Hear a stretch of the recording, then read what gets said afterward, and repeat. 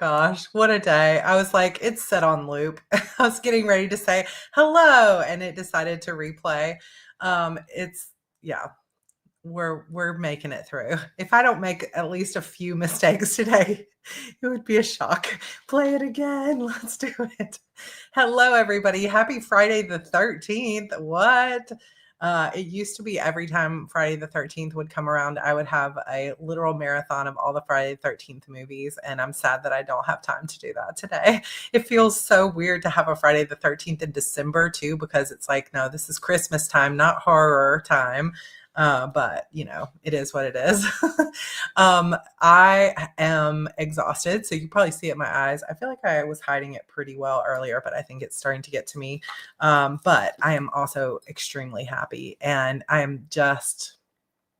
don't know. I'm looking forward to the new year. I'm looking forward to time with my kids. I'm so proud of Andrew. Many of you saw my announcement, but we have been studying. So Andrew, a couple of years ago, when he first got to this new school, he didn't know about spelling bees. He'd always been in Montessori. They never had a spelling bee, so he never practiced for it. But he's a kid who has been reading for years. Like, he started reading when he was really 2.5. He's crazy smart when it comes to reading. And we always have read to our kids since the day they were born, really before they were born.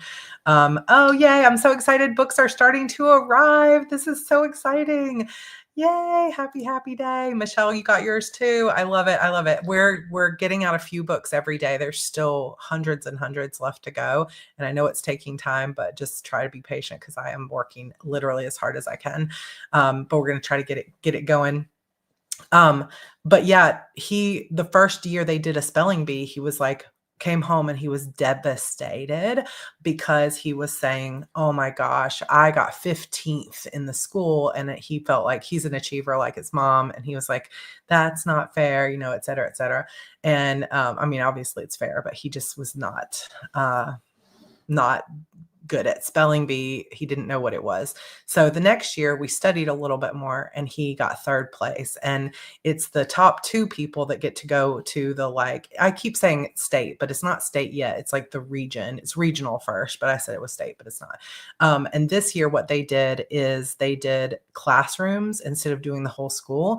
And so the first time he did, we've been studying so much, I made him index cards. For those of you that watched my Erin Condren Franken Planner video and you saw me cutting all those pages, what did I use all that bonus paper for? I cut it into pieces and made basically like flashcards for Andrew. So never waste your paper. But there were, I think, 500 words to study, and some of them I didn't even know. We were crazy. We were going over it every single day. Last year he got 3rd place. This year he won 1st place, and they went 47 rounds because the other boy in his class kind of always wins. Stefano is his name. And he's just really good at spelling and memorizing. And, Stefano was a good competitor, but he did not spell a word correctly.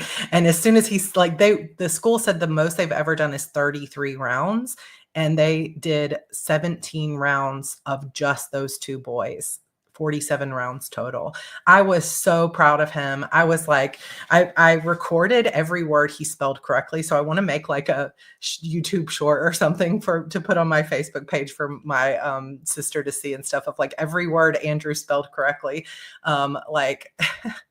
It was words like chlorofluorocarbon and aquatane and catechism and psychometry, like Byzantine, like so many words that it's like difficult to spell. So I was very, very proud of him. So in January, he will go to the regional. I said state, but it's regional. And then we'll see where he goes from there. But we haven't got the words list yet for that. But he is super, super smart. Yeah, they had to go up into like 9th grade, something words, I think, to get into them. What is that? What is that word? Floxiniffle. I don't even know what that is. If you watch those like national spelling bees, those kids, I have no idea how they spell those words correctly. It's insane. I don't think that he will make it to that level, but I'm certainly not going to hold him back. I'm going to help him and support him every way I could. So to say this has been a busy week would be an understatement, because we have been, all the Christmas parties. Last night was the Christmas program, getting all the courses ready to go. So I have really come out of pneumonia and just been going as hard as possible. And my cough has returned. So for those of you that were just on the Your Path Forward live stream, George, as I walked out of the room, he was making me tea. He's like, I forgot, because he told me he was going to bring me tea. But I have cough drops and tea here if I need it. But I thought it would be fun to kind of talk about setting goals for 2025. I am super psyched. Like, my planner's in place. My house is a mess, and it looks clean from this view, but honestly, it is quite a mess. So I'm actually looking forward next week to doing a bunch of HB90 live streams. Anybody hears that's a alumni of HB90, we're doing 2 hours of live stream co-working every day. And I'm so excited about it, because it's going to give me the focus time to actually finish my plan next week. Because as the teacher of it, if you don't know what HB90 is, it's just a 90-day planning. And I might be planning January, February, March.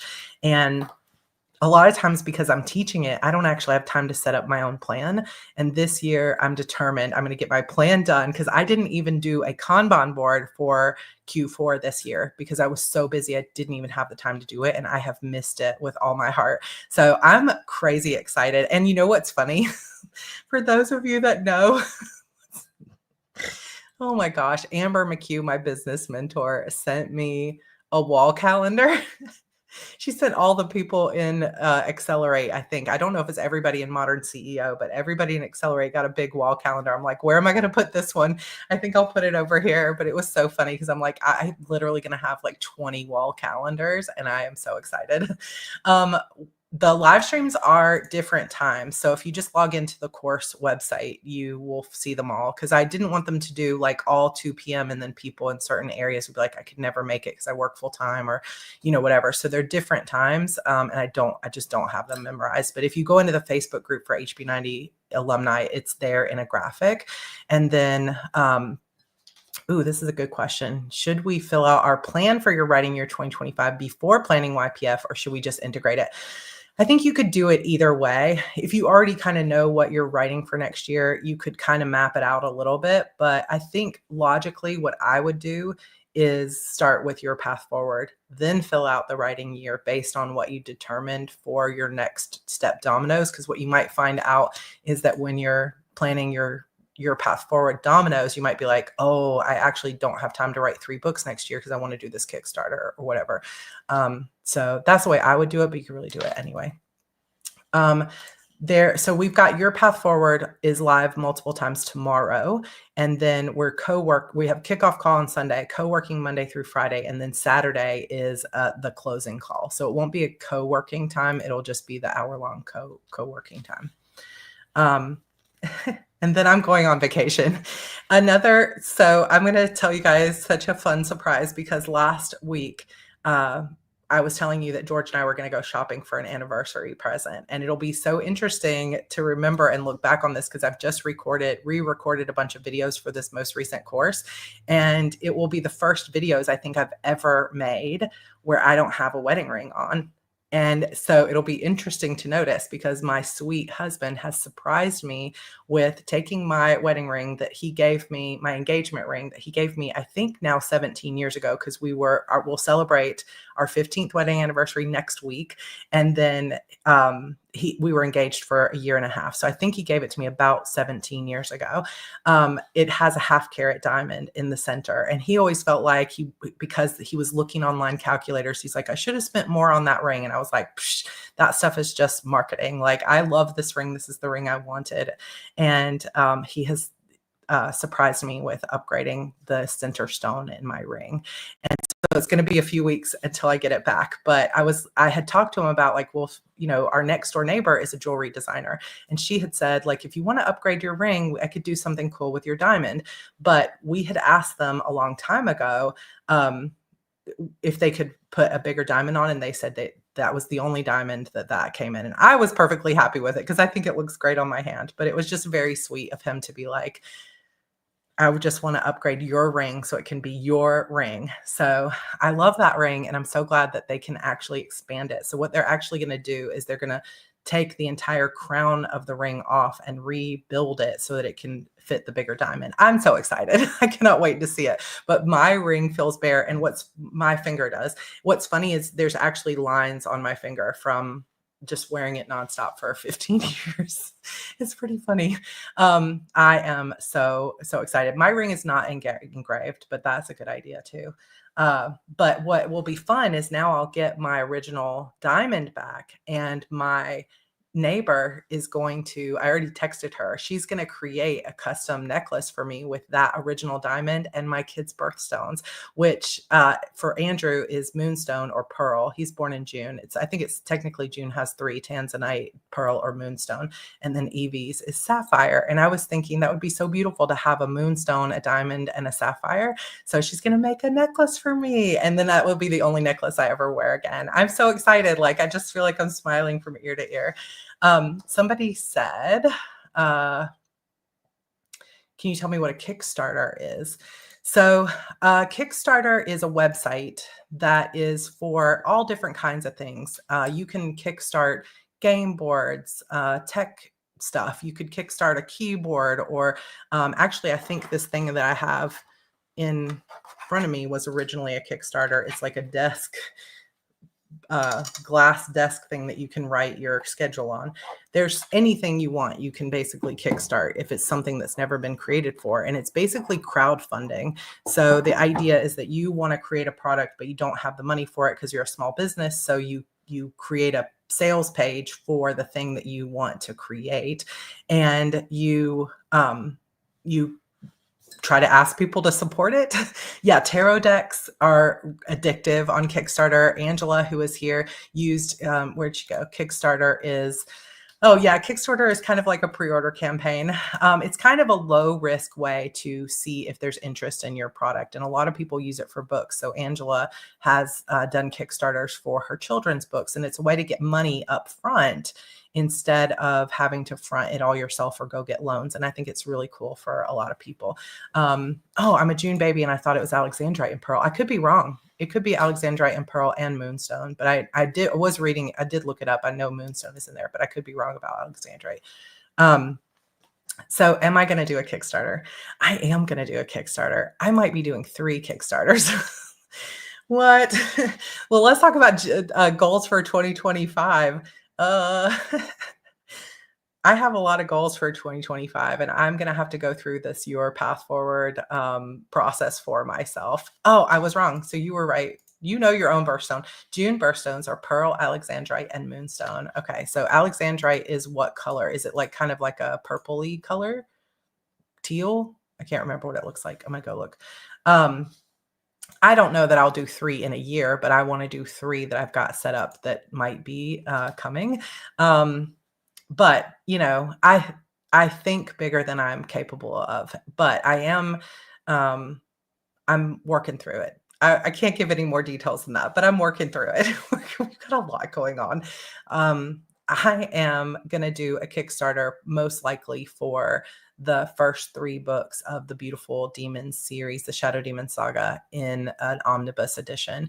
And then if there's a lot of interest in that, I want to go all out with it. Like, I want it to be like sprayed or designed edges. I want foiling and embossing, and I want like a beautiful, beautiful book. And I don't really want to do just Beautiful Demons because it's so short that it would look weird in hardcover, I think. So doing the first 3 books in one big chunky omnibus, I think would be really cool. But then I need to look forward and say, would I do 4 and 5 together? So instead of doing like 12 books total, I might do like 1, 2, and 3, 4 and 5, 6, and then each book after that would be fine. So it would be kind of maybe like 10 books total, or no, I guess not. 9 books, 8 books total. Yay, welcome Elizabeth.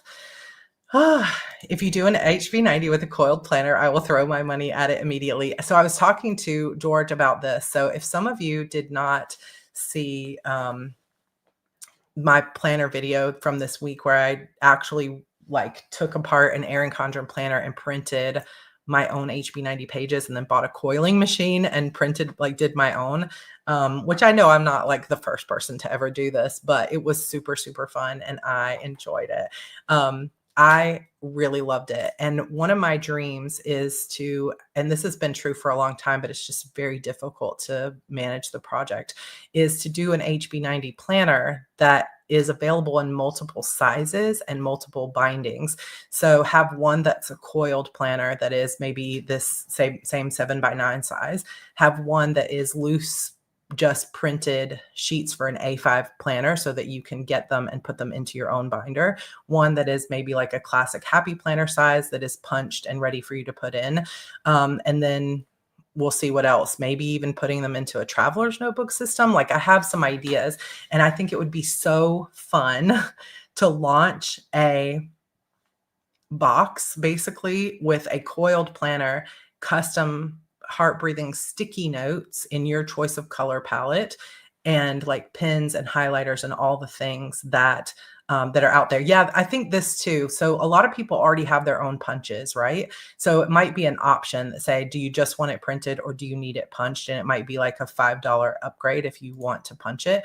But yeah, and that, see, exactly. Once you start down this list, there's like unlimited options because you could have your own custom discs. You could create your own, like I could work with Notique or something and get some covers made. There's all kinds of stuff. I could work with Plan with Stormy, Where Are You, Amy? And we could get some stickers going, and you could get a box every single quarter that have like Procrastiplanner stickers and some, you know, various other things. And I think there have been some, I guess my own sort of, I don't want to say confidence issues, but perhaps about like, if I do all this work, are people actually going to buy it? Because I can't do it at like Walmart prices. You know, it's like to do a whole box and have stickers and all that stuff every quarter, it's going to be expensive. It's going to be like an $80 box. And 4 times a year, that's expensive, right? A lot of people might not do that. But then I'm like, you know what? I would pay that for a planner that I loved. So like, yeah, I think I should launch it and see. And if I do it by a Kickstarter, yeah, thank you guys. I love this throw your money.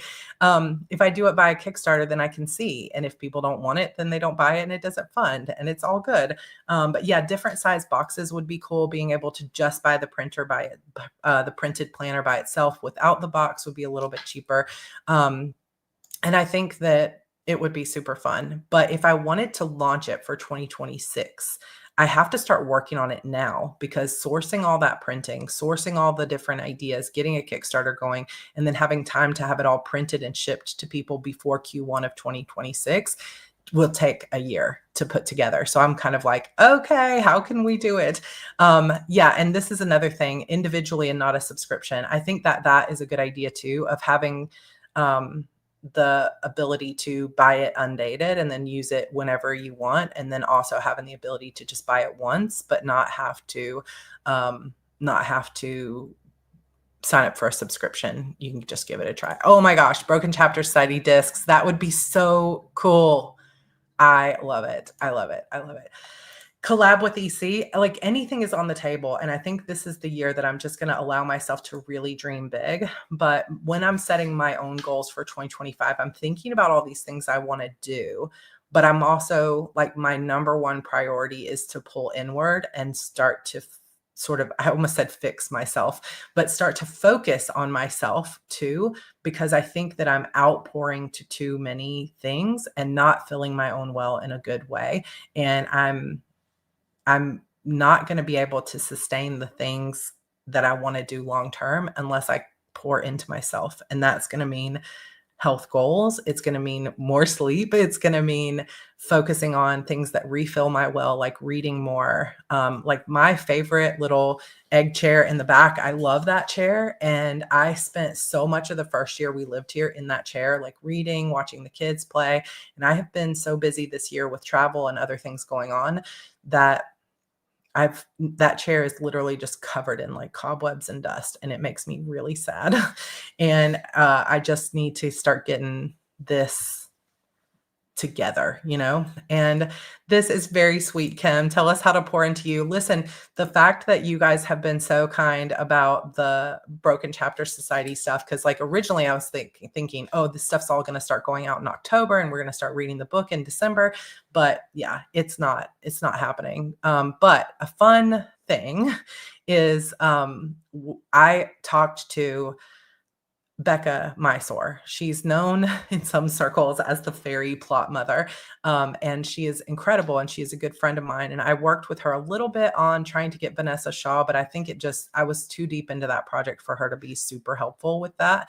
But she's going to help me with A Mirror of Shadows. And basically she becomes a sounding board for me. And we had a meeting yesterday and we came up with so many ideas for that book. And I know that it's going to help me write a lot faster. And I'm so, so excited about it. So I think the thing is, I can't expect to move into 2025 and change a lot of things about my life without actually changing my life. I can't just keep adding more onto my plate. I can't just say, oh, I'm already super busy, so let's add a Kickstarter and let's add this and let me keep my house clean, unless I'm going to clear some things out to make room for those things, right? And one of the things that does pour into me is just the support with Broken Chapter Society, because that is now helping me fund this help with my like I'm helping to pay for editing for my YouTube channel, for both my YouTube channels really, but it's also going to help with me hiring people to help with graphics and Kickstarter and other things like that. And I'm going to be writing more because of it. And I am, I'm going to start probably a Heart Breathing subscription that's similar. That'll just be maybe a monthly live stream. And that kind of support means a lot because it allows me to sort of step back from some of the other ways that I've been spending my time and really focus in on some of these bigger projects that are going to take a little bit longer to come to life. But also just showing up and chatting with me, that's helpful and that pours into me and I really enjoy it. Right now, the way that the timeline is coming together is looking like February is when we're going to start reading A Mirror of Shadows. So December, my focus is getting the books out. So some of you have already received your books. I'm going to try to get every single book out before the end of December, except Canada Post. What's going on with y'all? Just give them what they want. End the strike.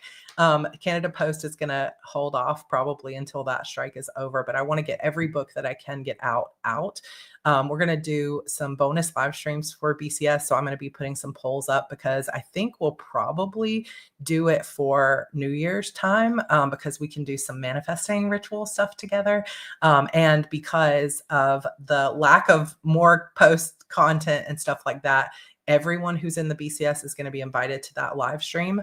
And then we're going to do something else special for the curators, which will be the higher level of the group. So there's a lot of things that are coming together, but it's not storylines just yet. And it's not the back end stuff that I wanted to come together. So hopefully some of that back end stuff will start coming in January. And then the February will be when we start reading the book. And then it's, all golden from there. So I don't know. I'm happy, but it's just everything takes longer than I want it to. But I think in order for me to execute on all that stuff and continue to bring my energy to it, I also need to keep pouring into myself. And that is that is the goal for 2025, especially at the beginning of the year. So I'm working on it. We're working on it. But I do know that it's, it's an ask to be like, come join the Broken Chapter Society. And all we're going to do is one live stream and a couple of YouTube shorts, but it is going to grow. So, come join us, come support, come hang out, and then it will get bigger as the new year starts. But it means a lot to me that you guys are here. 333, starting at 335 for me, but that could be 2 people on Twitch. Anyone on Twitch? Let me know. Word for the year. Still thinking about your word for the year. So I've already decided my word for the year, and I think I've mentioned it, that it's going to be the word radiant. And I think I'm going to do a video on it, so you guys will hear this multiple times if you watch Heart Breathings too. But I just am feeling like I'm a positive, happy person. And when I am shining, I feel like other people can feel that too, right? When my energy is on point, it radiates outward. but my energy is not on point when I can't show up 100% because I have completely burned myself out.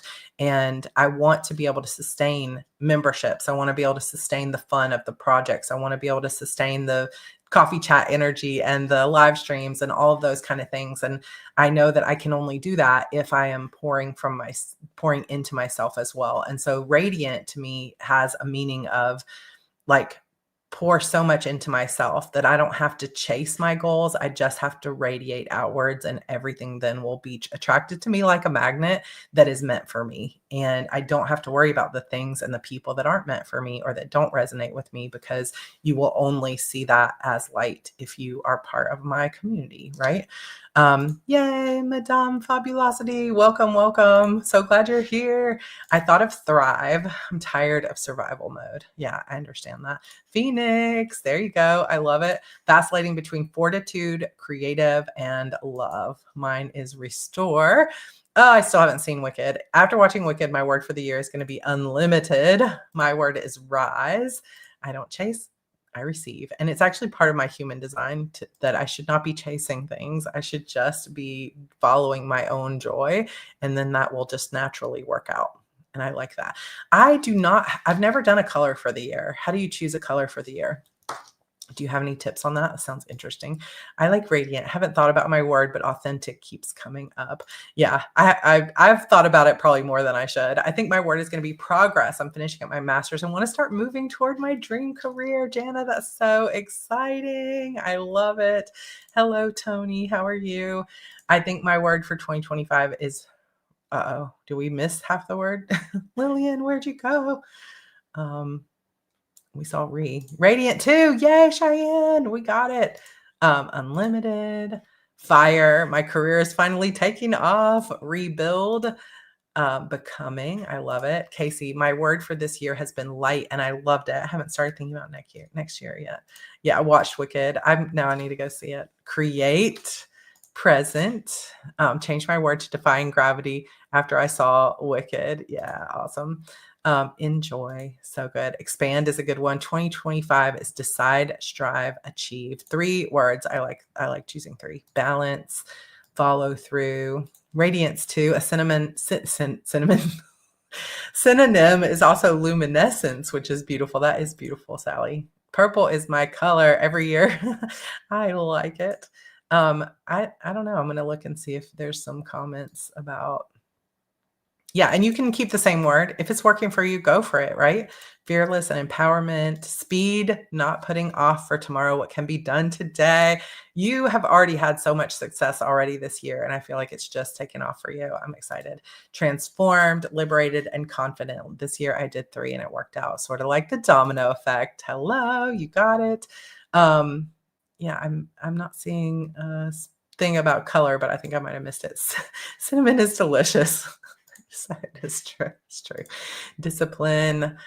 Yeah, disciplined is a good word too. I think sometimes for me, discipline just feels so like structural, and I don't always resonate with the word discipline, but there are times when that word feels motivating to me, but there are also times where it feels limiting to me. And I think sometimes we have our own connotations for words. 2025 is momentum, balance. We got multiple people with balance. I like that. Mine is achievement. So mine last year was, focus. I like it. My card of the year for tarot, like lifetime journey cards, I think I mentioned this last week, this year was temperance, which is really a lot about balance. And I don't think I did a great job about being balanced, but I do think I learned a lot and I got a lot of clarity. And then for next year, it's the devil card, which I feel like is my year to really be focused on letting go of these limiting beliefs and actions and things that have chained me for way too long, just like letting go of it and stepping into more of my like happiness. How does one go about finding the right word? I think really what I always do is I just sort of think about, what is my theme for the year? What do I want to call into my year? What do I want to, just waiting for something to kind of resonate. And if you go to Pinterest or Google, I think, what is the name of that one site, like My ID or something like that? They do My brain is like skipping. They do bracelets that you can put your word of the year on, and they have a lot of suggestions on words for the year. So sometimes just reading through the list and things like that can be helpful, and just seeing what resonates for you. Like, oh, that's the word. Like you can kind of feel it in your gut of like, that feels like peace, or that feels motivating to me. You've been getting devil card a lot this month. Somebody said, do you pull a card? If we want to pull our own tarot card for the year, what do we do? How do I do that? I mean, there's no rules about how to do it really. The tarot card that I have for my lifetime growth is based on the tarot handbook, which is a book that I think I've mentioned here before. And it has a specific card for the year based on the day you were born, the day and year you were born, month, day, year. And so I have found that to be extraordinarily accurate for some of the themes of the things I'm going through. And because my birthday's in January, it's kind of like my yearly tarot card is supposed to reset on your January or on your birthday. So for me, birthday and the beginning of the year are kind of the same. But if you want to pull your own tarot card for the year, the way that I would do it is just do some journaling first about reflection on the previous year, and then thinking ahead to what you want to call in for this year, and then drawing a card. And after you're kind of in that feeling space and seeing what comes up. I don't usually pick my own tarot cards, but I think I mentioned this, that last year I did like a tarot card reading from someone, but it didn't end up resonating for me, and it did not end up being accurate at all. So I did my own reading. And again, like I found like it was okay, but I didn't feel like it was eye-opening or anything. But I had mentioned this last week, and I literally got like 30 emails from people saying, I'll do a reading for you. And I'm sorry that I have not responded, because it was just too much to respond to. And then I started to feel pressure of like, oh no, all these people offering me free readings. I feel bad for not, like, how do I know who to say yes to? So kind of an awkward thing, but I appreciate everyone who wrote in and emailed me or messaged me to say that you're offering me a free reading, but I don't know how to choose between all the people that said, so I'm kind of in paralysis for a moment. I do a spread where I pull one card, and then one card for each month, and then one card to summarize the year. Yeah, I like that. I'm just choosing the sun card, which I like too. You can just choose your own card. I feel like, let me see. Word of the year bracelet. I think it was called like My Intent. It's called myintent.com. So myintent.com has a word of the year bracelet, and it's like a little washer that would go like on, I don't know, plumbing stuff, or like, I don't know what it's for, but it's like it's like just a little circle that you can put on a bracelet or a necklace or anything like that. Or you can just get one that is unbound and you can like put it in your wallet.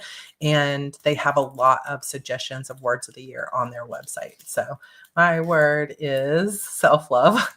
I rescind my offer. Thanks, Casey. Who is that book by? Let's see. I'm just going to do some research while we're here. Tarot Handbook. It is by Angelis Arian.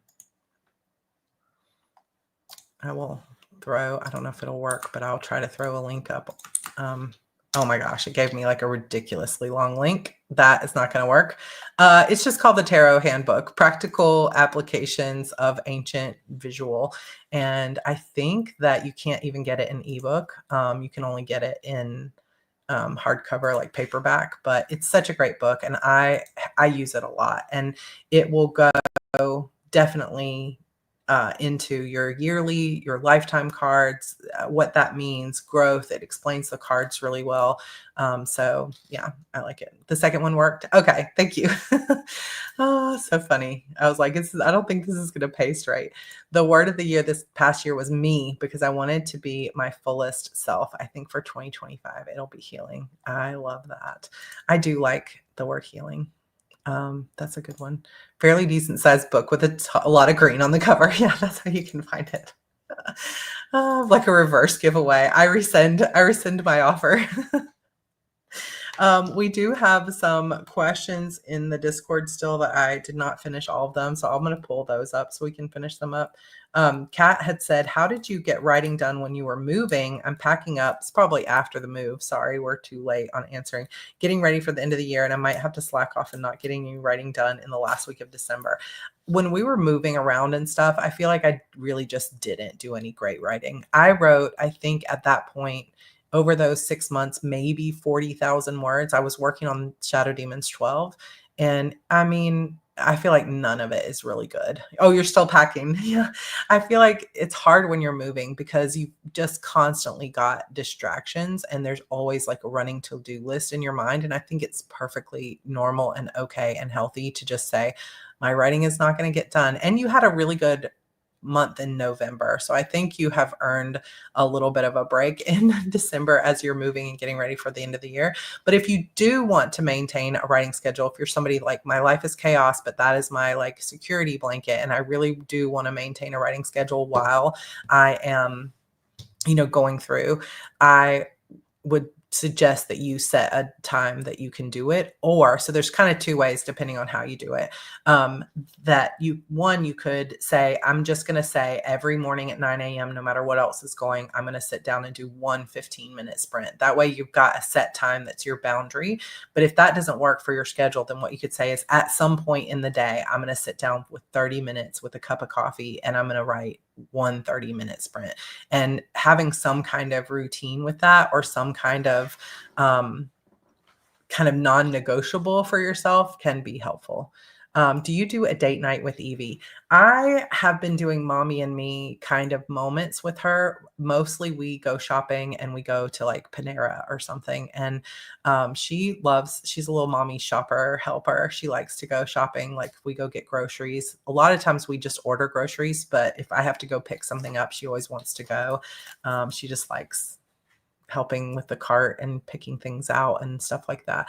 So we have been doing some little mommy and me moments. And we also just got from Black Friday shopping a bunch of mommy and me outfits, because she's like, I'll say, she'll come home from school and be like changing out of her uniform. And I'll be like, what do you want to wear? And she'll just look me up and down and she'll be like, a pink shirt and black leggings, because that's what I'm wearing. It's very cute that she's in that little space. Yes, Andrew and I do it too. And I started doing these kind of dates. Andrew usually wants to go to Starbucks because he wants to get a cake pop, and he likes the mango dragon fruit refresher. So he likes to go to Starbucks and hang out, and we'll just sit and talk, and we'll talk about books or whatever. The other thing he likes to do is go to Half Price Books with me. And we'll say, let's have a Saturday date over at Half Price Books, and we'll go through his bookshelf and my bookshelf, and we'll turn in a few things. And we will sometimes go to Jason's Deli because it's right there near the Half Price Books.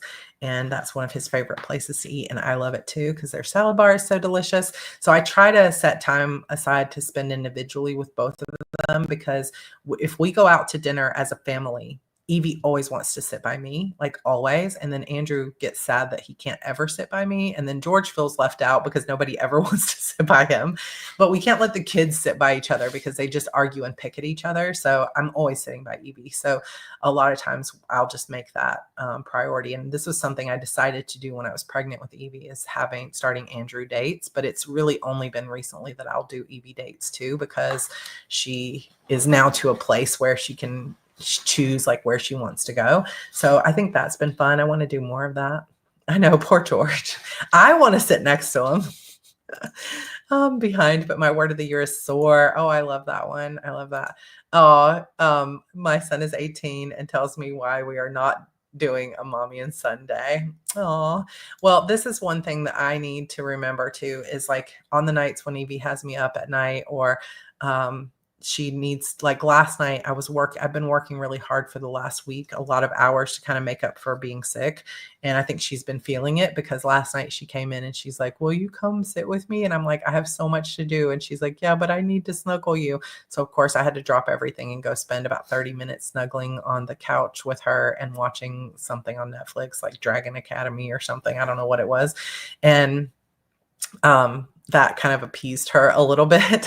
But yeah, it's hard because it's always a lot to juggle, but I'm trying to make that time for them, because I know they won't always be interested in spending time with mom, and so I wanna make the most of it, and yeah, days you'll never get back, Kim, you're right, you're so right.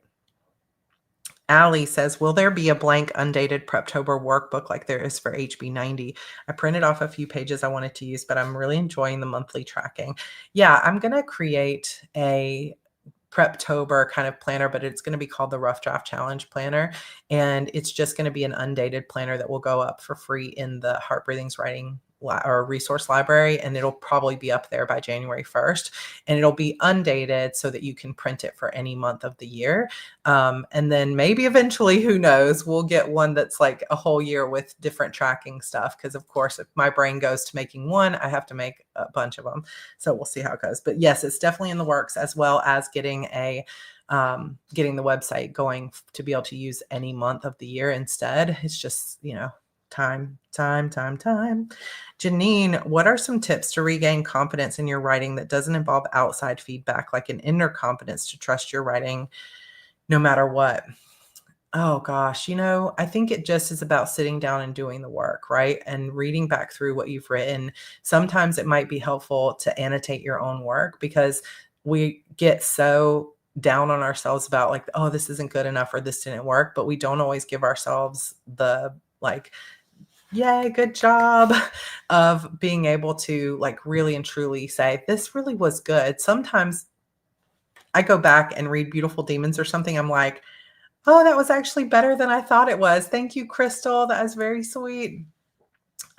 Just having that sort of moment where you say, actually, I'm doing better than I thought, and actually going through and highlighting the phrases that you use that you really, really liked, and making annotations only of the positive things in your life, so that you are in your writing. So you're not going through with a critical eye. You print it out, or you put it on a tablet or whatever it is, and only go through and highlight stuff and make notes on the things that you really like about your own writing.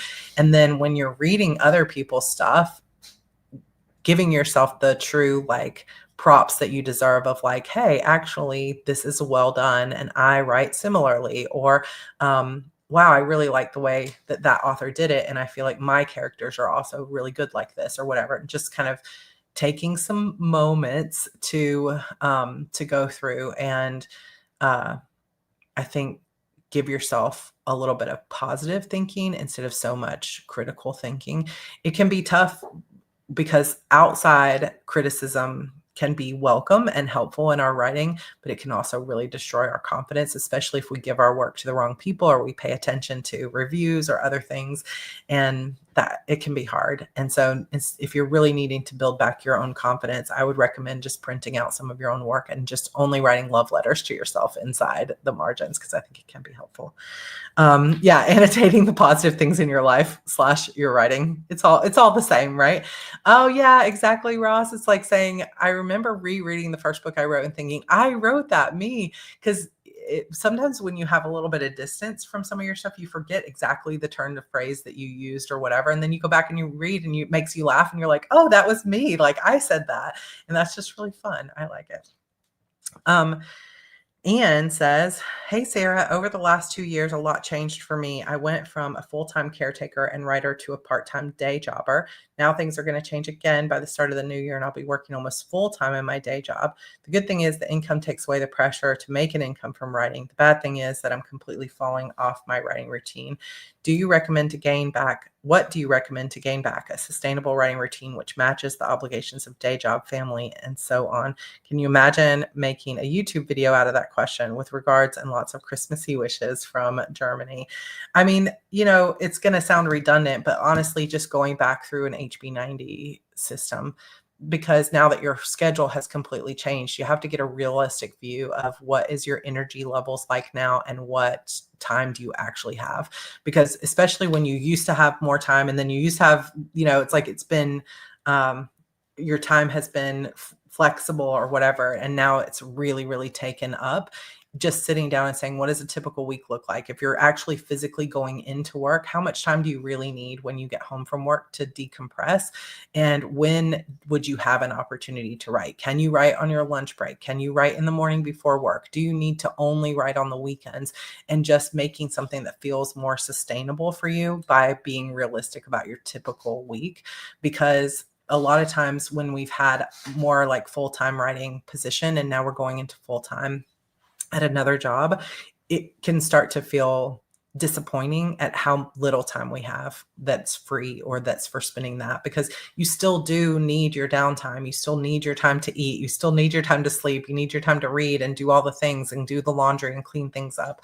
And you just need that time. And now it can feel like all this 20 hours a week you used to have to write is now down to, 30 minutes a day, 7 days a week. And that can feel really hard, but it's just a matter of coming to terms with that. It's kind of like a morning process of sitting down with a weekly calendar, whether you do it in Google or do it in the HB90 planner or something, and you just look at the week and you say, what is my schedule? If you started to time block off everything and you say, being realistic, not expecting yourself to come home from work and immediately go into writing, because that's probably not going to happen. You need to decompress, take off your shoes, all that stuff. You have to let your brain go, talk about what you're doing for the week. Hey, George, are you guys home? I can see you.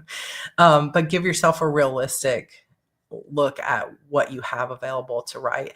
The other thing that I would recommend is, a lot of times when we lose time to something else, you can still think that okay, let me say that a different way.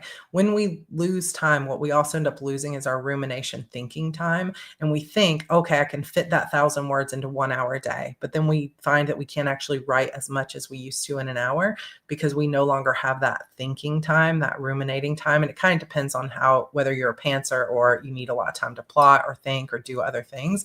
But it's really one of those things where you might want to, instead of just planning all your free time on the writing stuff, but also think about what makes me in the mood to write, or what other things can I do that facilitate me to write more. So maybe you would write more if you were walking more. Maybe you would write more if you would specifically think about your story while you're on your commute, or specifically thinking about your story every day while you're in the shower and getting your hair done or whatever. Thank you, George. That is very sweet. So somebody asked how many members. So we've had some drop off. So I think right now we're right at 600 members, which is a little bit lower. I think we've lost 100 people this month, which I think 57 of them were gifted memberships that just have fallen off. And some people have also had to go. And it's okay. We're going to go up and down. And right now we don't have a lot of stuff going on. And I know that part of running a membership is going to be just, and it's that time of year financially. And I'm not like giving as much to you as I will be in the new year. So, do what you can do and don't worry about anything else. It's going to be fine. I'm still going to be here on YouTube. But I don't know. I'm excited for a broken chapter, and I'm going to try not to obsess about the numbers, because I know it's more about the people than the number of people. And so that's kind of what I'm focusing on. And I also know that as we ramp up the content in the new year, we're going to naturally have more. But kind of my secret goal, which isn't really secret, but my goal is to have 1,000 members by this time next year. That would be really, really cool. So I'm going to keep working towards that, with showering you with cool stuff in the new year. On a different channel, I lost half of them and then recovered more than half. It fluxes. Yeah, it is. And 600 is still amazing. I'm happy with that. I honestly am I feel I'm trying to get over feeling guilty that I haven't been able to do as much this year. So I'm just like over this month, because it's just like, I've got too much going on. The website guy just let me know my subscription is ready to launch. Are you doing it on your own site? Is that what you're doing? I've been spending the day with Sarah and the Hardys. Who gets to do that? That's true. We've had I told Tara at Kobo Writing Life that I'm literally doing five live streams today, 5 hours of live streaming today. So I think after this one, I need to rest my eyes, and then I'll be back at 6 for your path forward. But yeah, I think it is gonna come it's going to come together. And I think this is also a year when I think about radiant. So this will be a good way to kind of end the talk when we talk about 2025 goals and things I want to accomplish. Some of my bigger goals are really internal goals. And I really feel like moving. Oh, Michelle gifted 5 memberships. That's so generous. Thank you so much for that. That's super, super cool. I appreciate that. Oh, you're doing like Nora Phoenix does, same web provider. It's pretty cool service, starting with a serial of my lit RPG. Well, send me a link, Casey. I think that, like I said, pouring into myself also includes trying to sort of unhook myself a little bit from the external validation things, because I think as a natural, it's like my voice almost wanted to crack on that because it's like, I don't know if I could do it. As a natural, like achiever, overachiever, I really think that I have complex PTSD, which is basically from childhood PTSD. And a lot of that gets wrapped up in my worth is tied to my accomplishments and is not an easy thing to heal. Oh my gosh, you guys are so awesome. Thank you so much for this. I love it. I feel like part of my big work for this next year is to try to let go of that need to validate myself, thinking that if I can achieve more, that I will be loved more. And that is very, very difficult to do, to unhook yourself from that when it's so deep. And I'm aware of it, at least. And I know that I need to, because especially in an online business, this year was tough for a lot of people, right? There's a lot of small business owners that have had to let go of warehouses this year, that have had to close down their businesses, who have had to scale back their employees, who've had to move house or completely give up their businesses for a while. The memberships are randomly chosen, and sadly, I can't gift memberships at all. Like I was hoping that I could gift certain people memberships. Can't do it. The only way to gift memberships is, I think, on the live streams, and it will just randomly choose. For achiever and similar trauma. So I get it. Yeah, exactly. I have PTSD. It's hard to heal, but harder to receive the diagnosis. Having that helped me see a path forward to healing. Yeah, I'm so ready for that. And I feel like slowing down a little bit to let myself really like not be judging my own worth by all those numbers. Like, oh, I only got this many subscribers, or there's only this many people who watch this video. On the back end, if you post a video and it's not doing well, YouTube has messages for you that's like, not many of your subscribers are enjoying this video. Your normal subscribers aren't clicking on this. Or if you do a video that's doing really well and it's number 1 out of the last 10, literal fireworks go off on your dashboard. And it can be fun, but it also can be an emotional roller coaster of like, why don't people like me as much this week? Or, whatever the thing has to be. Yeah, exactly. And I'm like, okay, I have to learn to just completely let myself off the hook when it comes to, the 10 of 10 video. You just want to cry. You're like, why is this one not performing? Are the links to the live streams in the class? There are emails that should be coming through. So if you have just recently signed up, you should have been getting emails with all the links, and the links to the live streams are both in the welcome message and in the lessons themselves. But just kind of like letting yourself off the hook of like, it doesn't matter if this number isn't as good, but I think it's only human nature that we judge ourselves in that way of like, why is this video number 10? But the fact that they tell you that is supposed to be good data so you can continue to improve your channel. But you don't really I kind of get mad at YouTube sometimes because I'm like, you know what, YouTube, it's your job to make sure people see this video. Mine. But it starts to make you feel like I don't know, like I'm not doing as good a job as I did on this last video, which is kind of ridiculous because we all do the best we can at any given moment, right? And it's just going to turn out how it turns out.